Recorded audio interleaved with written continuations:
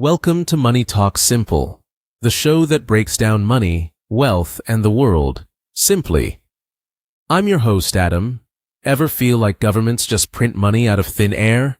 Like there's a machine pumping out endless cash? That's not exactly wrong, but it's not the full story. Today, most money isn't printed at all. It's created digitally. And here's the crazy part. More than 80% of all US dollars in existence today were created after the year 2000. So where did all that money come from? When people say printing money, they imagine physical cash, but money today exists as physical cash and digital money.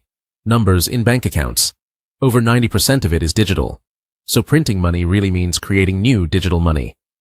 In the US, this is mainly controlled by the Federal Reserve, not the government directly. The government spends money, but the central bank controls how money is created and flows through the system. So, how is money actually created? First, the Fed buys assets like government bonds. It pays by creating new money. This increases the money supply. Second, the Fed lends money to banks, creating reserves that banks can use to lend more. Third, banks themselves create money when they issue loans. They don't hand out existing cash. They create new money in your account. More lending means more money in the system. Physical cash is printed, but it's a small part. Most money is digital. Now consider government deficits. When governments spend more than they earn, they issue bonds. If investors don't buy enough, the central bank can step in, buy those bonds, and create new money. That's how money creation and government debt are connected. This isn't new.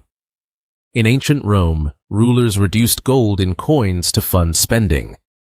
During the American Revolution, printing too much money caused it to lose value. Same idea, different system. So why does this matter? Because when more money is created, each dollar can lose value over time. That's inflation. It affects your savings, your purchasing power, and your future wealth. Today, money creation is easier than ever. It's mostly just numbers in a system, and that's why some people are questioning it. Assets like Bitcoin have a fixed supply, showing how the conversation around money is changing. So next time you hear they're printing money, remember, it's not just printing. It's a system of central banks, lending, debt, and digital creation, and understanding it gives you an advantage. Thanks for tuning in. Join us next time as we unpack another idea you think you know. And if you haven't already, hit subscribe so you don't miss what's next.